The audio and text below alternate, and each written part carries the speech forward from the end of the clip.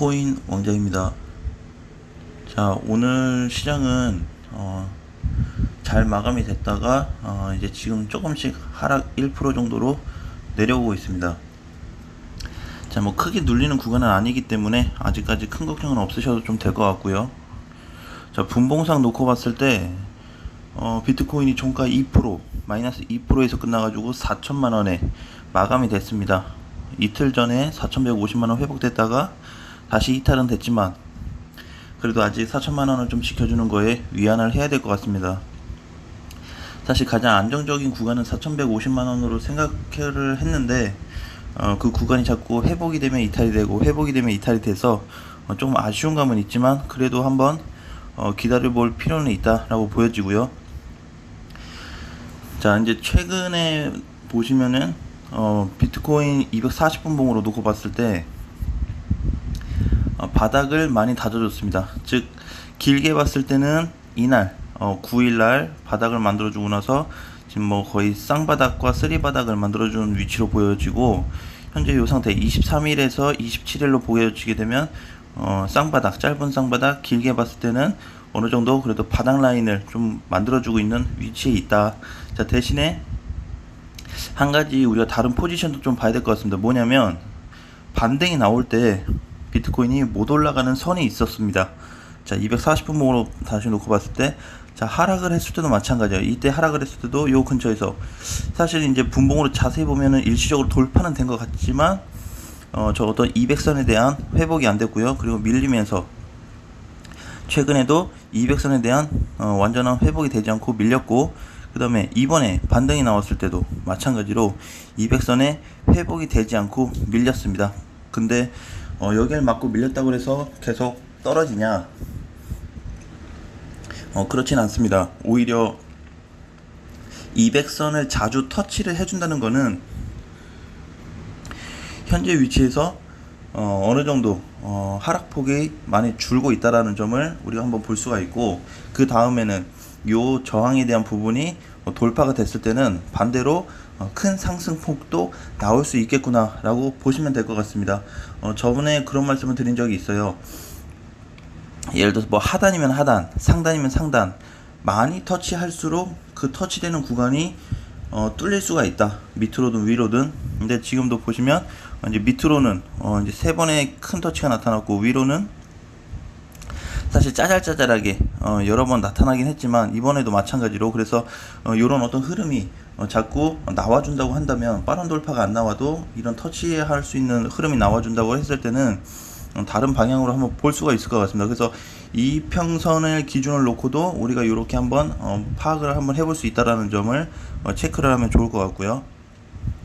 그래서 이제 어떻게 보면은 전체적으로 봤을 때는 쐐기 형태에서 돌파 시점이 나오는 자리이기 때문에 한번 기대를 좀 해봐도 되지 않을까라는 생각입니다. 그래서 200선이 돌파됐을 때는 반드시 시장 흐름의 전환점이 나타날 거다라는 점을 강조드리겠고, 전환점이 나타날 때 반드시 큰 거래 대금도 붙을 거다라는 거에 대해서 의미 부여를 하고 싶습니다.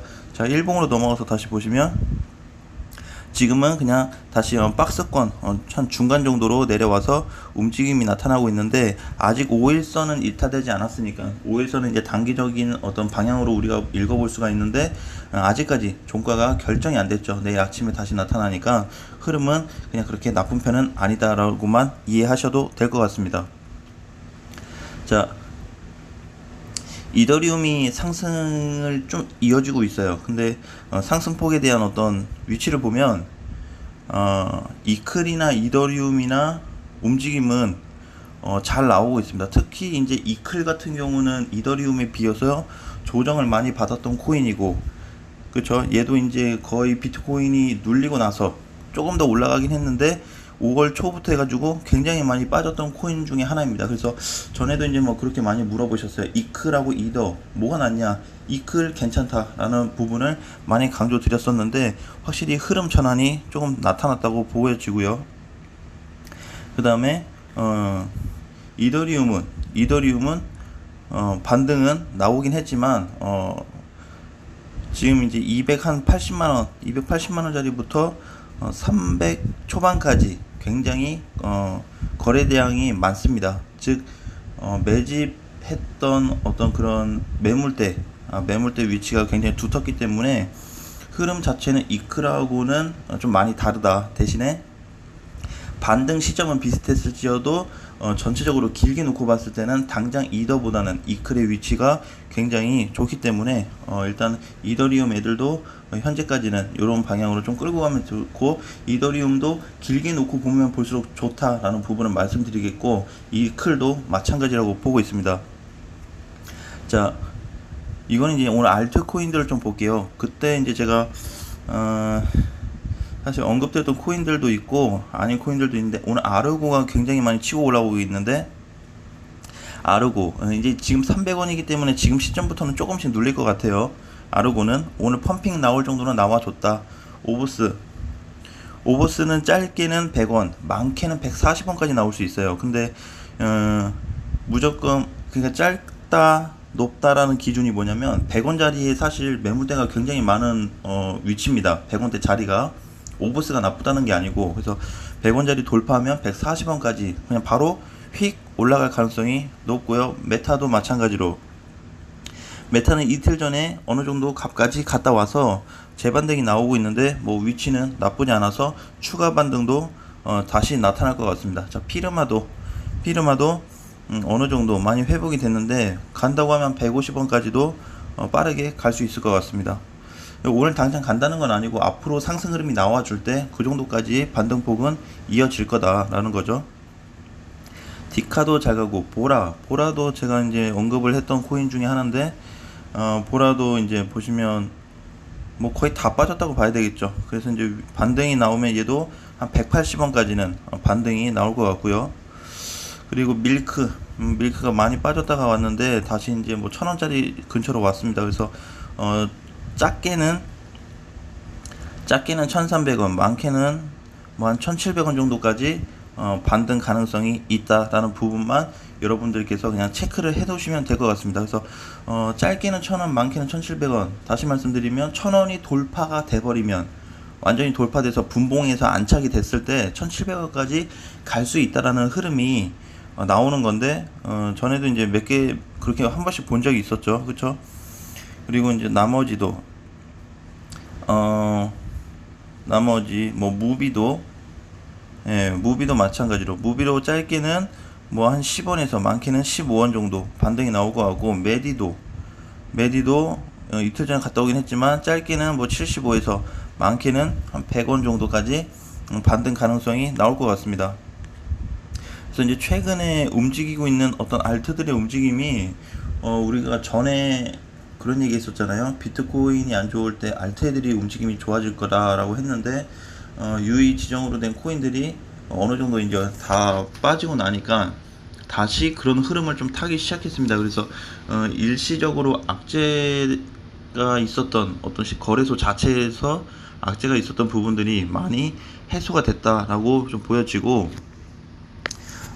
오늘의 어떤 지수 흐름은 크게 걱정 안 하셔도 될 것 같습니다. 단지 비트코인 자체가 제일 낮게 따졌을 때 3600만원을 이탈하냐 안 하냐만 놓고 보신다고 했을 때 그 부분이 가장 중요하지, 나머지 부분은 크게 중요한 건 아직까지는 없는 것 같습니다. 추가 매수도 마찬가지라고 말씀드렸죠. 비트코인이 추세가 돌파됐을 때 추가 매수나 다른 부분을 새롭게 공략하자라는 말씀을 드렸습니다. 그래서 아직까지도 추가 매수를 하지 마시고, 근데 비트코인이 뭐 돌파 시점이 얼마예요? 라고 물어보시는데, 그 가격을 설정할 수 없습니다. 돌파 시점이 얘가 그냥 완만하게 가는 게 아니고 왔다 갔다 움직이기 때문에 가격도 움직여요. 그래서 일정한 가격선을 말씀드릴 수가 없습니다. 그래서 그때 상황을 봐서 추세가 돌파되는지 위치로 보아야 되는 거기 때문에 가격하고는 조금 거리가 있다라고 말씀을 드리겠습니다. 자, 오늘 날씨가 굉장히 째고 있습니다. 날씨가 많이 째고 날씨도 덥고, 이제는 뭐 또 비도 많이 올 것 같고, 또 이제 여러 가지도 많이 겹쳐 있는데, 아무튼 여러분들 어떤 정말 힘들었던 한 고비 시점을 좀 넘어가고 있지 않나라는 생각을 하고 있고요. 야중에 뭐 비트코인이 추가 급락이 나온다는 얘기도 많이 있는데, 그거는 이제 좀 길게 봤을 때 나타날 것 같고, 지금 당장에 다이렉트로 바로 다 빠져서 내려갈 것 같지는 않습니다.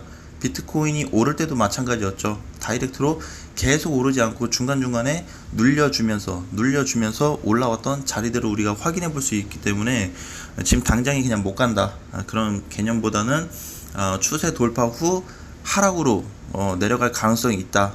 그 다음에 3,600만원 이탈했을 때 그때 이제 내려갈 확률이 굉장히 높다라고 볼 수 있지만, 아직까지 미리 어떤 현금 보유를 100% 하신 분들은 그런 어떤 생각들을 할 수 있겠지만, 보유하신 분들에 있어서는 또 상승이 나와줘야 해소되는 부분도 있기 때문에 한쪽 방향으로만 얘기하기는 사실상 어렵지만, 그래도 최악의 시나리오는 그리자라는 거죠. 그래서 3,600, 그 다음에 추세 돌파 후 다시 하락, 요 두 가지 방향으로 큰 그림을 그려놓고 대응 준비를 하시면 될 것 같습니다. 아무튼 여러분, 좋은 흐름이 앞으로 좀 나와줬으면 좋겠고요. 그동안 많이 고생하셨고, 저도 이제 비트코인을 자꾸 체크하고 있습니다. 평소 때보다 더 체크를 하고 있어요.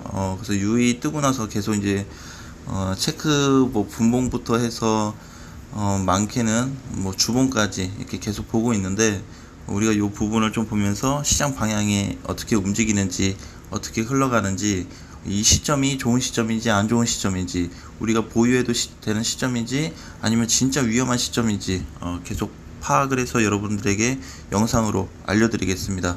오늘도 좋은 하루 보내시고 점심 맛있게 드시고 다음 시간에 뵙겠습니다. 안녕.